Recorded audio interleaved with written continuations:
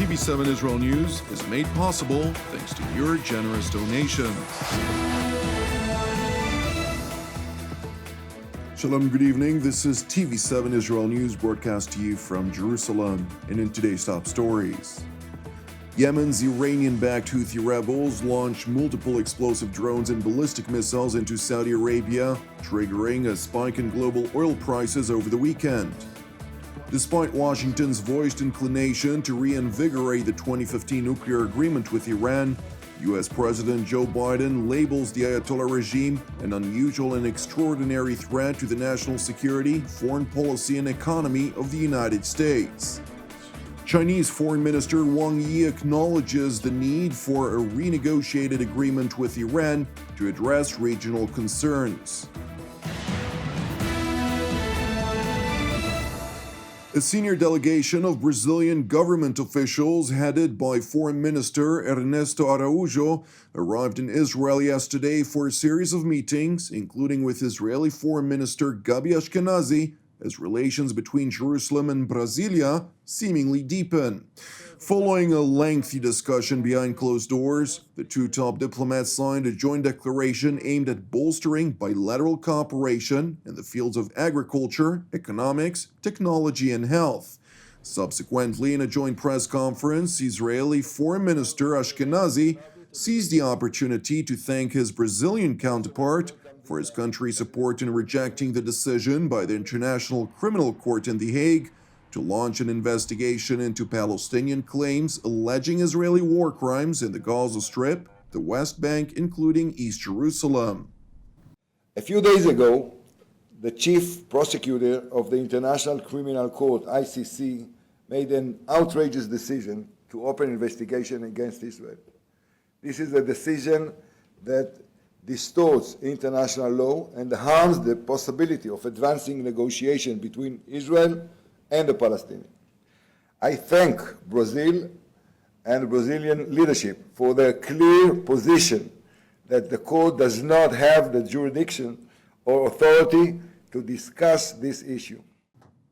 Minister Ashkenazi further mentioned the historic Abraham Accords, which brought about the normalization of relations between Jerusalem and 5 Arab capitals, a development which constitutes a real paradigm shift for the region that should be capitalized upon to further widen the circle of peace. In the last few months, we have made history in the Middle East. The Abraham Accord and the signing of peace normalization agreements between Israel and the United Arab Emirates, Bahrain, Morocco, and Sudan are changing the reality in the entire region. It's really a paradigm shift. We are facing historic opportunity to change the face of the Middle East. Israel will continue to strive for peace and regional stability. I call on the Palestinian neighbor to take advantage of this historic opportunity and join the circle of peace. Minister Ashkenazi and Minister Araújo also discussed the extent of terror-related activities by Israel's arch-enemy, the Islamic Republic of Iran. While Tehran's malign activities in the region are evident, Jerusalem's top diplomat emphasized that its destructive tentacles, by means of its proxies, extend well beyond this volatile region. We spoke about Iran and Hezbollah, who challenge regional stability and pose a threat to stability and peace in the Middle East, and I believe not only in the Middle East.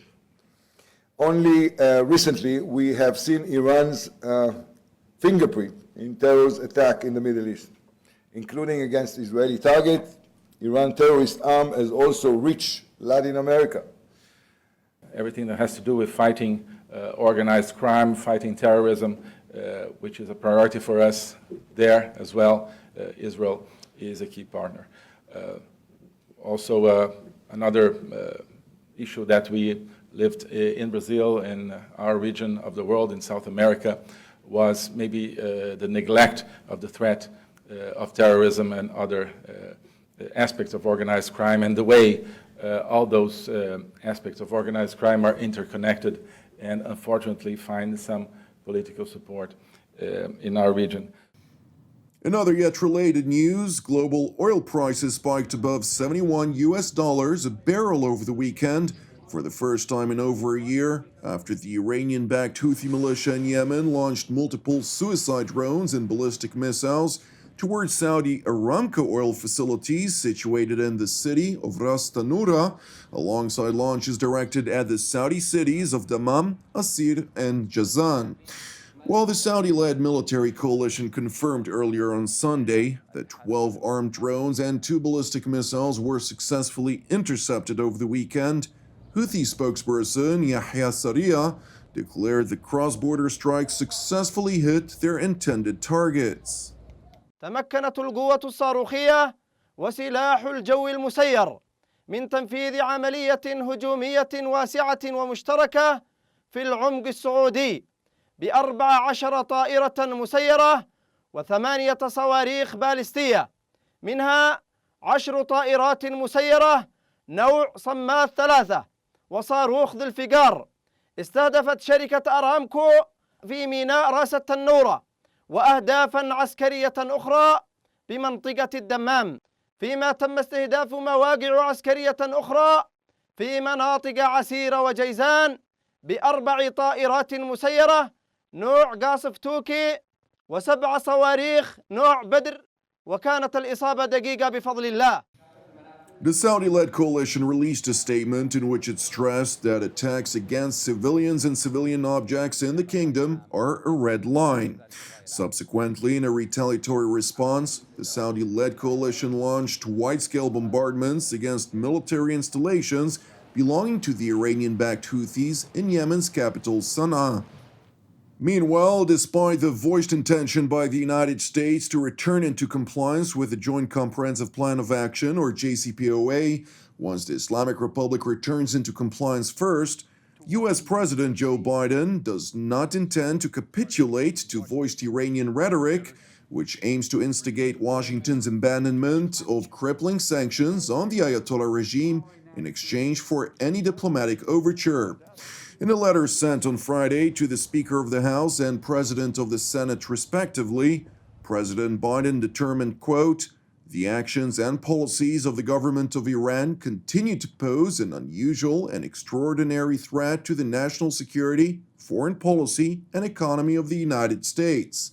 Therefore, the American leader determined that it is necessary to continue preserve the national emergency declared in Executive Order 12957 with respect to Iran and to maintain and enforce comprehensive sanctions against Iran to respond to this threat." In tandem, a pair of U.S. Air Force B-52H Star Fortresses bombers, which are capable of launching nuclear payloads, conducted a multinational patrol mission across the Middle East, which, according to the official statement by the U.S. Central Command, aimed to deter aggression and reassure partners and allies of the U.S. military's commitment to security in the region.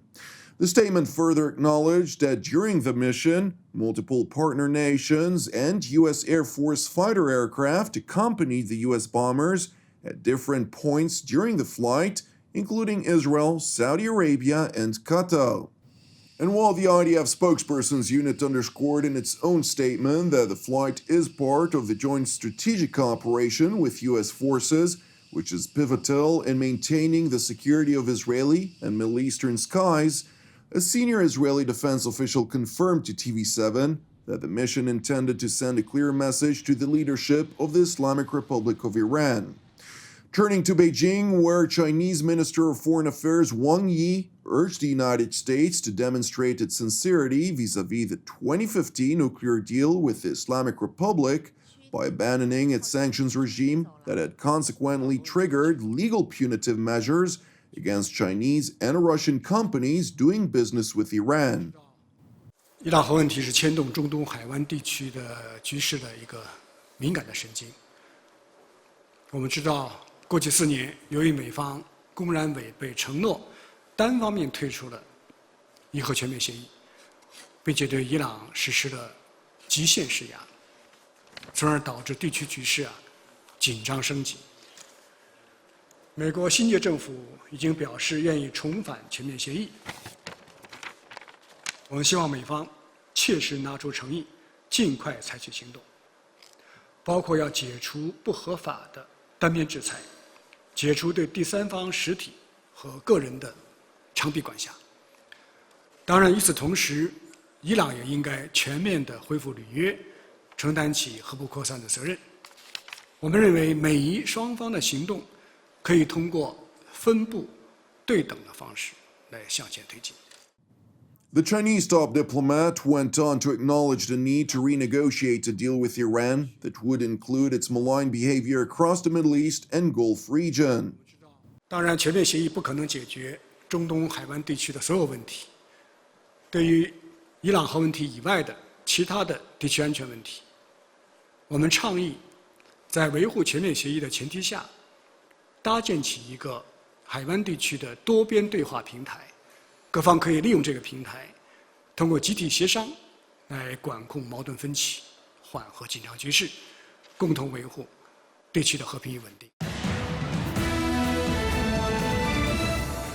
Thank you for watching us. As part of TV7 Israel's prayer initiative, I would like to encourage you today to join myself and the team here in Jerusalem to lift up Brazil once again in prayer for its salvation and peace, alongside prayers for our persecuted brothers and sisters around the world, in addition to our ongoing prayers, of course, for the peace of Jerusalem, the salvation of Israel, for all those who are impacted by the corona contagion and its numerous ramifications worldwide. I'm Jonathan Hassan, wishing you a Shavua Tov u'Mevorach, and we will see you again tomorrow at the same time.